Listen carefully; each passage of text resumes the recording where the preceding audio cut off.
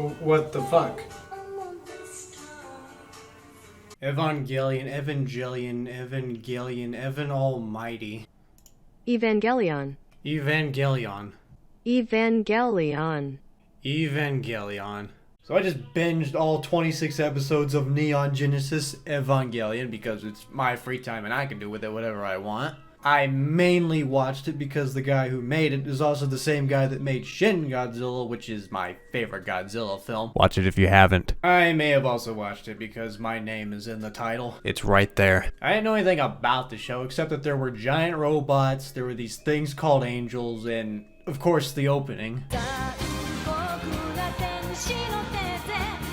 The opening to this show on its own is a masterpiece. Everyone's heard it at some point, even my dog has. And if you haven't heard the opening to this show, well, pause the video and go play it, because I'm not getting another copyright strike from Japan. So why am I talking about some random anime from the 90s out of nowhere? Yes, I know it's not some random anime, and yes, it had a huge cultural influence, but I'm trying to make a point, goddammit. Well, one, I thought it was cool, and two, I spent all Sunday watching it. I gotta make something out of it. In the year 2000, an event called the Second Impact happened that melted all the polar ice caps, which flooded all the coastal cities on Earth and caused a global catastrophe. Flash forward to 2015, now there's these things called angels showing up trying to bring about the extinction of the human race. And the only way humans can stop them is with these giant robots called Evangelions, because angels have force fields that normal weapons can't penetrate. That's basically all I can tell you without really getting too deep into it. And I mean that too. There's entire video essays on this show. This show is balls to the walls with philosophical ideals and so many other themes on the human psyche that would make your English teacher cream their pants.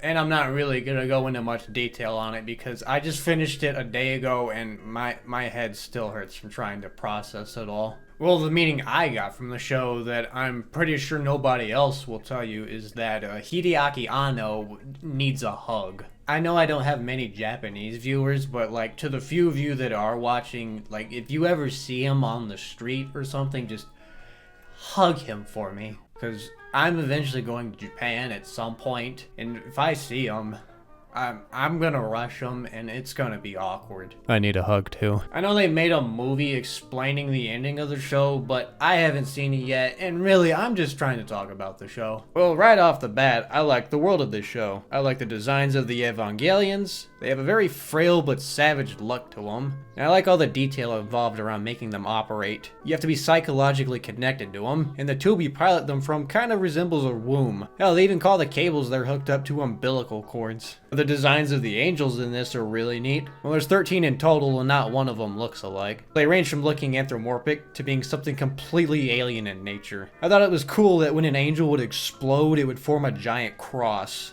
And it was also pretty neat to give them all angelic names from Judaism. I'm not delving too much into the characters of the show because, well, that's just a whole other discussion. I'll just say that I don't think I've gotten more into the mind of a fictional character than I have with some of the characters in this show. You've got the three Evangelion pilots, Shinji, Asuka, and Rei. They've all got serious issues and the show goes into great detail on what's going on in their head, and that plays a big part into what happens in the show. And as far as obligatory anime question goes, who's best girl, Rei or Asuka?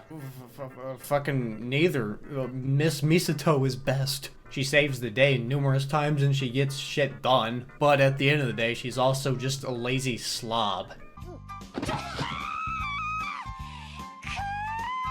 What's not to like about that? I guess Miss Ritsuko is pretty cool too. And she has a mole on her face. Only the coolest people have moles on their face. This show has a really good soundtrack. I mean, the opening speaks for itself, but then you've got the cover of Fly Me to the Moon that plays at the ending of every episode. It has a very relaxing yet melancholic feel to it, well, depending on which version it is. Each credit scene has its own cover of the song, and it can be pretty peaceful, and then sometimes it can just be...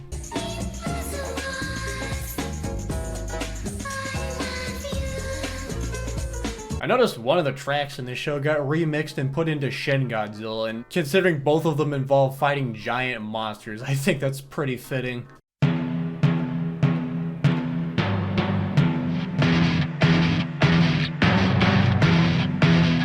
I really don't have that many complaints towards the show. I'd say one big complaint would be there'd be certain parts where it would hold on a frame for a really long time. Like, I think there was one moment where I actually had to check my video feed to make sure it didn't freeze on me. I guess the only other complaint I would have would probably be the last 2 episodes of the show. Like, I didn't dislike the ending, it's just, it wasn't what I was expecting, and I guess I'm not the only guy that felt that, because they ended up making a movie explaining the ending, but that got a lot of praise, so I'm looking forward to watching that. That's really all I can say about Neon Genesis Evangelion without spoiling it or getting too deep into it. I'd say give it a watch, it's pretty unique. And if you're the kind of person that won't watch this because it's anime, but then you'll go and watch Pacific Rim 2, I'm gonna need you to pull the stick out of your ass. Oh, also, I guess don't watch it on Netflix, so I guess there were complaints about that. I don't know, I watched it illegally.